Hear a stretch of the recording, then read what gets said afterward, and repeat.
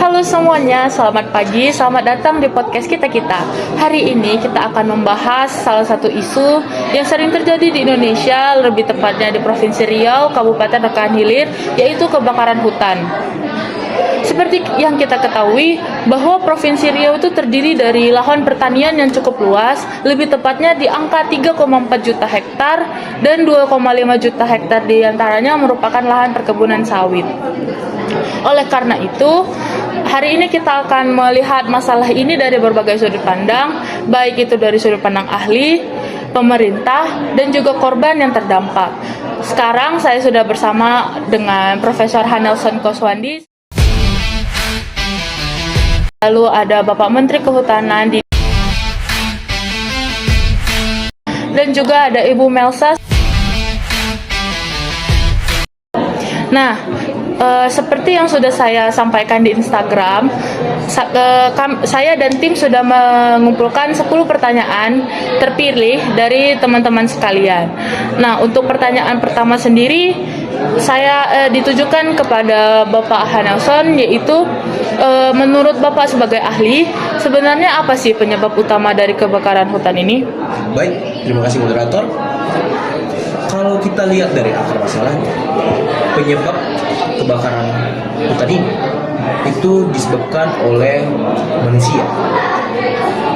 Terlebih lagi, terdapatnya praktik pembukaan lahan dengan cara dibakar. Nah, kita bisa lihat di sini praktiknya dilakukan oleh masyarakat. Namun ternyata menurut data itu tidak hanya masyarakat, tapi terdapat aktor besar di belakangnya. Menurut data Polda Riau di tahun 2019 itu terdapat 74 kasus, di mana di sana itu terdapat 81 tersangka. Nah, dari 72 kasus tersebut, 72 kasusnya itu dilakukan oleh perorangan dan 2 kasusnya dilakukan oleh korporasi atau bisa kita bilang perusahaan. Jadi kita bisa lihat di sini, ternyata tidak hanya masyarakat atau perorangan yang melakukan hal ini, namun ternyata di baliknya itu terdapat aktor besar ataupun perusahaan-perusahaan. Nah, selain dari faktor manusia itu sendiri, terdapat faktor alam. Contohnya seperti cuaca yang kering akibat kemarau panjang, lalu juga lahan gambut yang kering yang menyebabkan kebakaran hutan. Namun dari data sendiri itu bisa kita lihat bahwasannya mayoritas terjadinya kebakaran itu diakibatkan manusia. Itu dari saya. Nah, tadi saya juga sempat dengar, berarti nggak cuma masyarakat biasa saja ya Pak, tapi juga ada keterlibatan pihak luar seperti perusahaan dalam kasus seperti ini. Iya, benar sekali moderator. Kalau kita lihat sendiri, ternyata perusahaan-perusahaan ini yang melakukan kebakaran hutan ini akibat mereka tidak ada lahan. Jadi mereka melakukan pembukaan lahan menggunakan metode ini. Sayangnya metode ini sebenarnya tidak efektif karena kita tahu sendiri dampak seperti apa. Namun mereka menganggap hal ini efektif dan juga murah. Jadi dikarenakan yang tadi saya sudah bilang, dari 74 kasus itu 72 kasus perorangan. Jadi mereka mengkambing hitamkan masyarakat bahwasannya mereka lah yang melakukan hal tersebut. Seperti itu. Nah, kalau dari sudut pandang pemerintah gimana nih Pak? Apakah sudah ada langkah-langkah yang dilakukan oleh pemerintah untuk mengatasi masalah seperti ini? Baik, dari kami sendiri tentunya sudah ada ya upaya yang dilakukan. Contohnya pemadaman kebakaran, kemudian edukasi, kemudian penangkapan pelaku yang bahkan bisa dilihat ya itu ada puluhan bahkan sampai ratusan. Jadi dilihat di sini memang ada masalah gitu pada lapangan yang menjadi tantangan kami sendiri. Mungkin itu saja dari saya. Tapi apabila sudah diterapkan beberapa langkah-langkah yang seperti Bapak sebutkan, kenapa kebakaran seperti ini masih terus terjadi, Pak? Karena kan hutan kita ini kan sangat luas ya, tentunya pasti ada beberapa titik tuh yang pengawasannya agak kurang. Jadi ya masyarakat itu ataupun oknum-oknum itu masih tetap aja gitu melakukan pembakaran hutan. Nah jadi diharapkan ya masyarakat juga ikut berpartisipasi lah untuk mengurangi pembukaan lahan dengan cara membakar lahan itu tadi. Nah, kita beralih ke Bu Melsa. Kalau dari sisi masyarakat sendiri, apa sih Bu yang paling dirasakan saat kebakaran hutan ini terjadi? Oke, baik. Mungkin yang terdampak itu terutama itu masyarakat yang berada di daerah Rokan Hilir ya. Mungkin di sana itu pandangan itu jadi lebih dekat karena kabut asap yang tebal. Lalu juga banyaknya sekolah-sekolah yang tutup akibat banyak penyakit seperti ISPA, asma, ataupun penyakit saluran pernapasan yang menyebabkan banyak anak-anak yang tidak diizinkan untuk keluar rumah. Mungkin itu dampak yang sangat besar ya pada masyarakat di lingkungan tersebut. Kalau untuk dampak jangka panjang sendiri Bu, apakah sudah mulai terasa oleh masyarakat atau masih belum kelihatan? Oke, untuk dampak jangka panjangnya mungkin untuk para lansia ya. Lansia itu mungkin terdampak penyakit asma, dan penyakit ini mungkin akan sulit dihilangkan ya, karena asma itu bukan suatu penyakit yang bisa disembuhkan, tapi juga bisa merusak paru-paru, hingga hal ini butuh penanganan khusus dan sangat menyulitkan para lansia dan juga balita yang ada di lingkungan. Kalau menurut Prof. Hanel sendiri, kalau untuk dampak ke lingkungannya gimana nih Prof?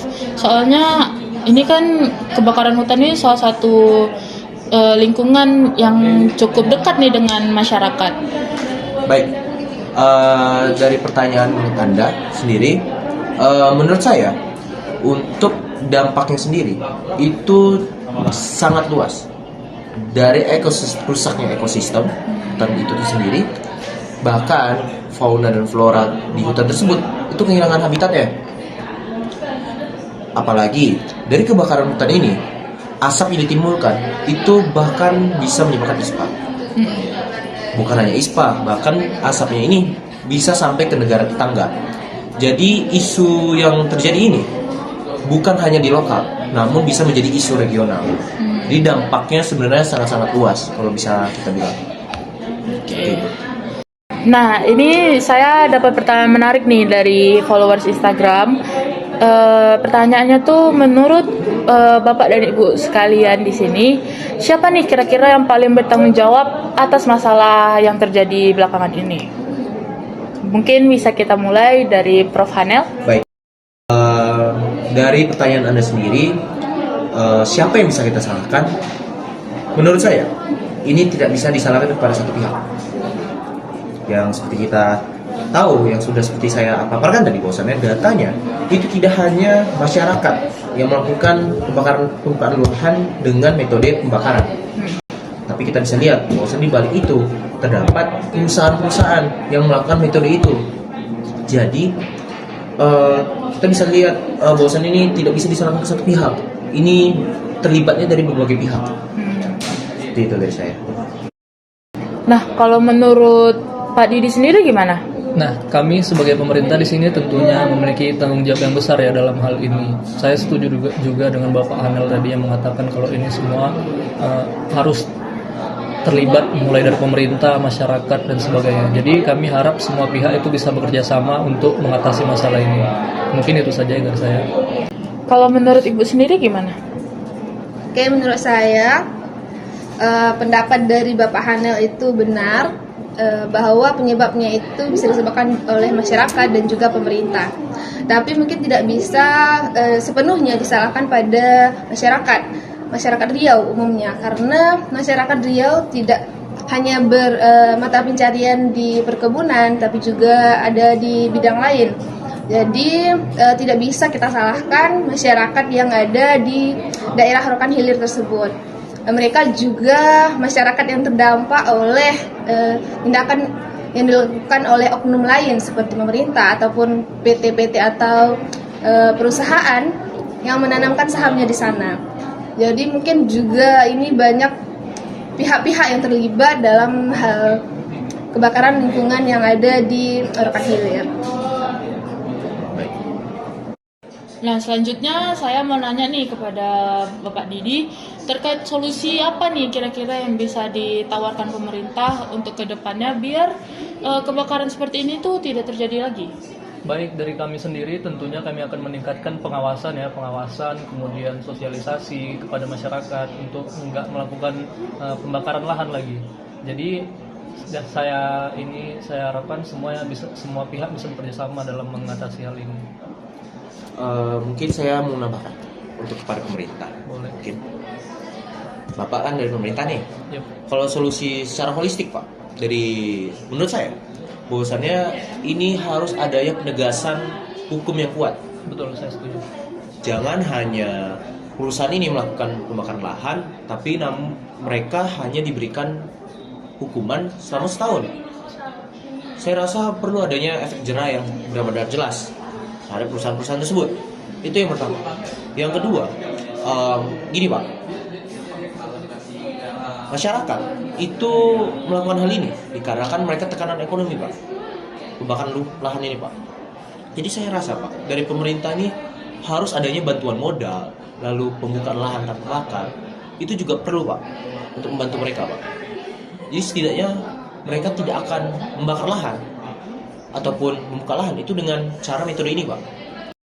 Lalu adanya penguatan sistem peringatan dini Pak. Saya rasa bisa pemerintah menggunakan satelit mereka untuk melihat titik-titik panas di berbagai area agar semisalnya terjadi kebakaran, pemerintah bisa secara cepat, secara responsif itu untuk memadamkan apinya. Lalu yang terakhir Pak, restorasi lahan gambut Pak. Baik. Kita tahu sendiri, lahan gambut jika kering itu mudah sekali terbakar. Betul. Saya rasa dengan membasahi lahan gambut, dengan membangun kanal-kanal pembasahan, itu akan menjadi inovasi yang baik untuk mencegah kebakaran hutan itu sendiri Pak. Itu mungkin dari saya Pak. Baik, terima kasih Bapak Hanel atas kritik dan sarannya. Ini sangat membantu saya ya, terutama untuk mengatasi permasalahan karhutla ini. Terima kasih Pak Hanel. Sama-sama. Nah, kita berbalik ke pertanyaan terakhir dari teman-teman sekalian, yaitu apa nih harapan Bapak dan Ibu sekalian untuk kedepannya terkait isu kebakaran hutan ini. Mungkin kita bisa mulai dari Prof. Hanel. Ya baik, dari pertanyaan moderator tadi, saya harap bahwasannya adanya keterlibatan dari berbagai pihak. Jadi jangan hanya dari pemerintah saja, namun dari perusahaan-perusahaan, lalu dari masyarakat, semuanya ikut andil. Dan saya rasa juga saya tekankan lebih kepada pemerintah untuk solusi dari saya tadi itu lebih didengarkan atau kalau bisa dilakukan. Harapan saya itu aja. Kalau untuk Bapak Didi sendiri? Oke, terima kasih.